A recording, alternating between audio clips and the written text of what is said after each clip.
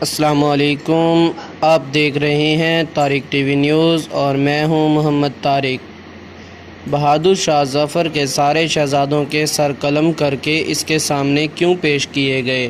قبر کے لیے زمین کی جگہ کیوں نہ ملی؟ آج بھی اس کی نسل کے بچے کھچے لوگ بھیک مانگتے پھرتے ہیں، کیوں؟ سنیں اور اپنی نسل کو بھی سنائیں۔ تباہی ایک دن میں نہیں آ جاتی۔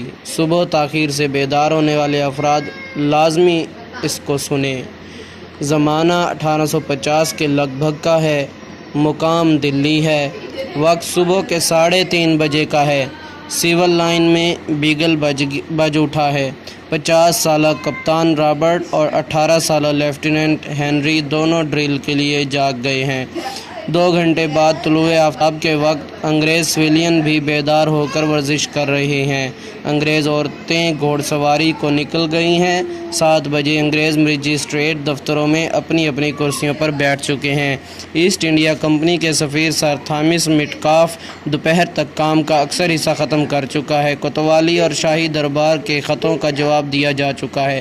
بہادر شاہ ظفر کے تازہ ترین حالات کا تجزیہ آگرہ اور کلکتہ بھیج دیا گیا ہے۔ دن کے 1 بجے سر میٹکالف بگھی پر سوار ہو کر وقفہ کرنے کے لیے گھر کی طرف چل پڑا ہے۔ یہ ہے وہ وقت جب لال قلعہ کے شاہی محل میں صبح کی چہل پہل شروع ہو رہی ہے۔ ظل الہی کے محل میں صبح صادق کے وقت مشاعرہ ختم ہوا تھا، جس کے بعد ظل الہی اور عمائدین خوابگاہوں کو گئے تھے۔ اب کنیزیں نقرائی برتن میں ظل الہی کا منہ ہاتھ دھلوا رہی ہیں اور تولیہ بردار محجبیں چہرہ پاؤں اور شاہی ناک صاف کر رہے ہیں، اور حکیم چمن لال شاہی پائے مبارک کے تلوؤں پر روغن زیتون مل رہا ہے۔ اس حقیقت کا دستاویزی ثبوت موجود ہے کہ لال قلعہ میں ناشتے کا وقت اور دہلی کے برطانوی حصے میں دوپہر کے لنچ کا وقت ایک ہی تھا۔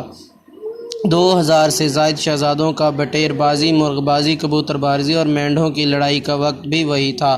اب 100 سال یا 150 سال پیچھے چلتے ہیں۔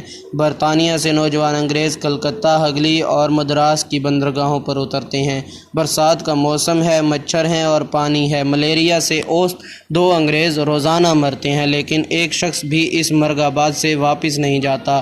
لارڈ کلائیو پیرول گھوڑے کی پیٹھ پر سوار رہتا ہے۔ اب 2020 میں آتے ہیں۔ 95% سے زیادہ امریکی رات کا کھانا 7 بجے تک کھا لیتے ہیں، 8 بجے تک بستر میں ہوتے ہیں اور صبح 5 بجے سے پہلے بیدار ہو جاتے ہیں۔ بڑے سے بڑا ڈاکٹر 6 بجے صبح ہسپتال میں موجود ہوتا ہے۔ پورے یورپ، امریکہ، جاپان، آسٹریلیا اور سنگاپور میں کوئی دفتر، کارخانہ، ادارہ، اسپتال ایسا نہیں جہاں اگر ڈیوٹی کا وقت 9 بجے ہے تو لوگ 9:30 بجے آئیں۔ آج کل چین دنیا کی دوسری بڑی طاقت بن چکا ہے۔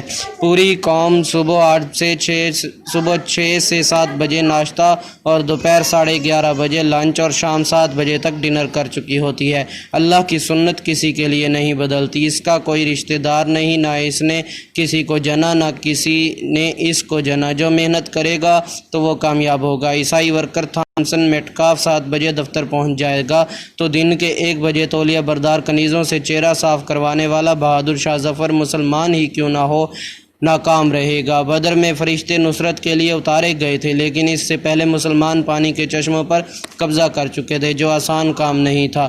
خدا کے محبوب رات بھر یا تو پالیسی بناتے رہے یا سجدے میں پڑے رہے تھے۔ حیرت ہے ان حاطب اللیل دانشوروں پر جو یہ کہہ کر قوم کو مزید افیون کھلا رہے ہیں کہ پاکستان 27ویں رمضان کو بنا تھا، کوئی اس کا بال بیکا نہیں کر سکتا۔ کیا سلطنت خداداد پاکستان اللہ کی رشتہ دار تھی، اور کیا سلطنت خداداد میسور اللہ کی دشمن تھی؟ اسلام آباد مرکزی حکومت کے دفاتر ہیں یا صوبوں کے دفاتر یا نیم سرکاری ادارے؟ ہر جگہ لال قلعے کی طرز زندگی کا دور دورہ ہے۔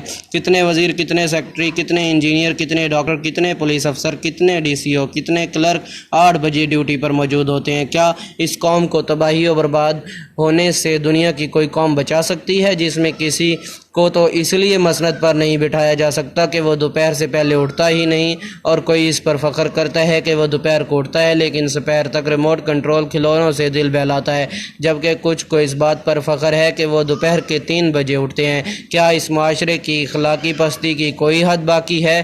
جو بھی کام آپ دوپہر کو زوال کے وقت شروع کریں گے وہ زوال ہی کی طرف جائے گا، کبھی بھی اس میں برکت اور ترقی نہیں ہوگی۔ اور یہ مت سوچا کریں کہ میں صبح اٹھ کر کام پر پر جاؤں گا تو اس وقت لوگ سو رہے ہوں گے، میرے پاس گاہک کدھر سے آئے گا؟ گاہک اور رزق اللہ رب العزت بھیجتے ہیں وطن عزیز کی بقا اور ترقی کی خاطر۔ اس پبلک ویلفیئر میسیج کو اپنے حلقہ احباب میں ضرور شیئر کریں۔ جزاک اللہ خیرہ۔ آپ دیکھ رہے ہیں طارق ٹی وی نیوز۔